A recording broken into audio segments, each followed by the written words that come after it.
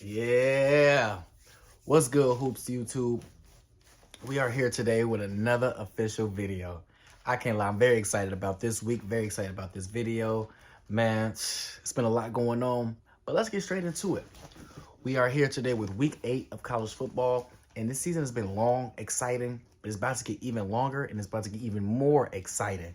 We got primetime matchups, and I'm about to tell you guys the games that I think are going to be the most exciting and I think that you should bet on, and what I think from my personal mindset and my personal opinion.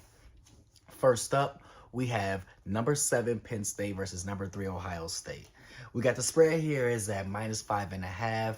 It started at -4.5, but it's jumped up to -5, and the over/under is set at 45.5. Now, Ohio State is coming off a nice blowout victory last week against Purdue. Everybody got to score. Offense was looking great. Defense was shutting down. Purdue had no answers, and Ohio State looked like just an unstoppable force all the way around the board. Now, Ohio State should be very excited and should be ready to go in a game like this at home, especially after coming off a big-time victory last week. But the truth is Ohio State sometimes and a lot of times crumble in big-time matchups like this, even though they have been beating Penn State in the recent years. Penn State, on the other hand, is coming off of roughly feels like about 2 bye weeks, and Penn State has covered every single spread this year and has been looking dominant on offense and defense. Now, I feel like Penn State, they don't look explosive and look like they're just jumping off the board offensively, but they're scoring points. They're getting the job done. Drew Aller is getting the job done. I feel like Penn State is completely knocking on the door of Ohio State. This spread is set at a line that I think is correct, -4.5, -5.5.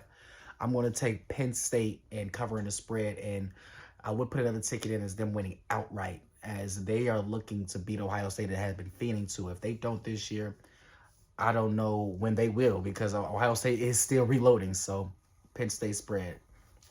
Next up, we have the number 17 Tennessee Volunteers versus number 11 Alabama.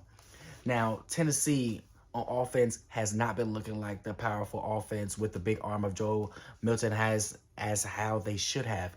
I feel like he should be one of the top passers in the country and leading the yards and passes with the big arm that he has, but he has not been getting the ball downfield to his receivers, and they have not been looking solid offensively.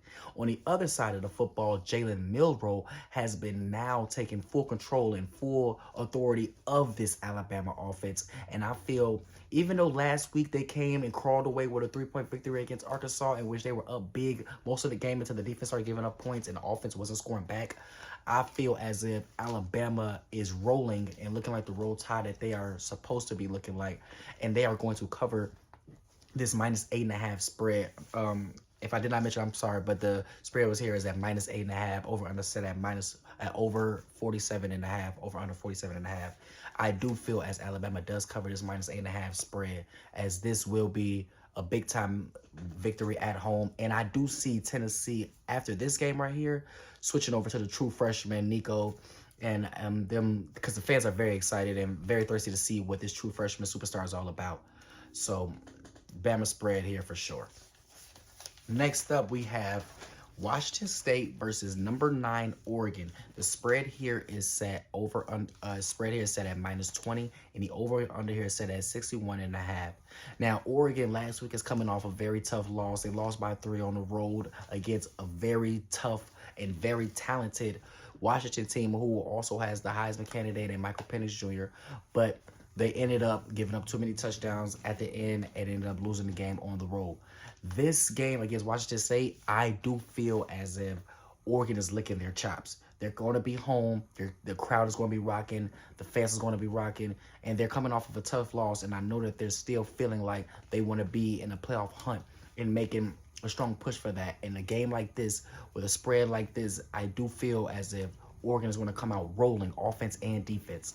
Washington State, on the other hand, got blown out last week against Arizona at home at that. And I don't see Washington State getting any better. I feel like they're cashing in their chips for the rest of the season, as the defense is looking terrible and the offense isn't looking any better than that. And you're going into a hostile environment in Oregon. I just feel as if they're not going to be ready. Oregon covers this -20.5 spread. No doubt about it, in my opinion, to be honest. Next up, we have an in-town rivalry. We have the number 2 Michigan versus Michigan State.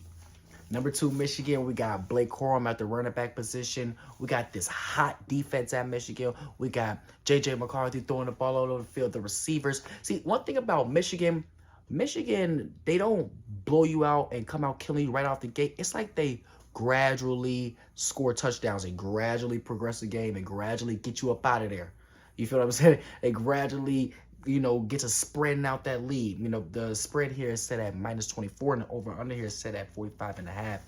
I feel this is a beautiful spot for Michigan to come out and put up a lot of points and show this in-town rivalry is no longer a rivalry because these look like two totally different football teams. On the other hand, of Michigan State, they're over here sitting at 2-4 on the year. And even though they are at home, I honestly, unfortunately, don't feel like it matters at all. Of course, it's going to be a nice hostile environment because it is Michigan versus Michigan State. It's what everybody's waiting on. But with the offense and defense not looking like any type of pressure towards Michigan, I feel as if this is going to be an under ball game because Michigan State won't put up a lot of points and Michigan defense is dominant, as Michigan will also pull away with this. But under 45.5 is the pick here that I feel is safe. Next up, we have number 6 Oklahoma versus UCF. Now we're at Oklahoma. Is here at home. Dylan Gabriel. Oh my God, he's been the lefty. The quarterback for Oklahoma has been looking tremendous. I love the way he has been slinging the ball left and right and hitting the receivers downfield, short. I mean, he's like a 3-level type of scorer at basketball, but on the football field, he's throwing the ball at such great levels. He showed how talented he was against Texas on the road, came away with a big victory, and he's just been rolling since. I personally feel as if UCF, they're going to score points because Oklahoma defense is not that talented. They do give up points, and also this is also the Big 12. This is also UCF first time in the Big 12, which they're going to be here for a while. Oklahoma is leaving the Big 12, and the Big 12 is known for their scoring. The over-under here is set at 67.5, and the spread here is at -17. The spread started at -19, so that does kind of worry me a little bit. I don't feel Oklahoma loses this game whatsoever, of course, but the points dropping that low, 2 points that quickly, that kind of does worry me. I feel, like I said, I do feel as UCF does put up points here, so I feel the over 67.5 is the perfect play here and the more safer play. Next up, we have Arizona State versus number 5 Washington.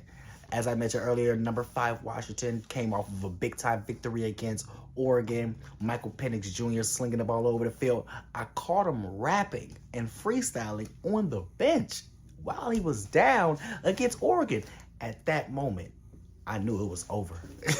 That boy is dangerous. The lefty, Michael Penix Jr., is leading in the Heisman right now. Man, if you called him before the season, I know you're about to cash a big-time ticket because he was like plus 1,400, something like that. But either way it goes, he's dominating and just slinging the ball left and right as well to all his receivers. His receiver, Romario, he's a dominant receiver. He's going to be a first-rounder as well. Number 1 for Washington. He's a great receiver, dominant as well. I personally feel as if the spread here at -27.5 and the over under here at over 59.5. Now, these over is going to, the 59.5, I feel like is that high because Washington does put up a lot of points, and even though their defense is going to be, I feel like, much better this week than they were last week against a high-powered Oregon team, I do feel as if the over-under is set at a great line, and I feel like the Washington is going to cover this -27.5 spread. On the other hand, you have Arizona State, who have been in shootouts and getting up a lot of points offensively, and they're also having a lot of problems with their coaching and at the staff, which they've been having all year. So they're going to give up a lot of points, and they're not going to be able to stop Michael Penix Jr. whatsoever, unfortunately. I personally feel, like I said, Washington does cover this spread, and this game is going to be over by halftime, if you let me tell the truth.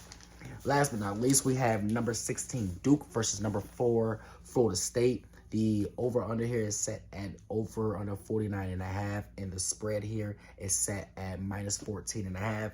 Jordan Travis has been up and down with his injury all year, but this week they are saying he is fully healthy and fully ready to go. Johnny Wilson, Keon Coleman, and Cedric Benson. I mean, these guys on the offensive end for Florida State have been rolling, and I personally understand and recognize that, yes, Duke is ranked at number 16 in the country here, and this is a ranked opponent. But on the other end, Duke's starting quarterback, he's slightly injured, and they've been talking about how his injury has been affecting him all week.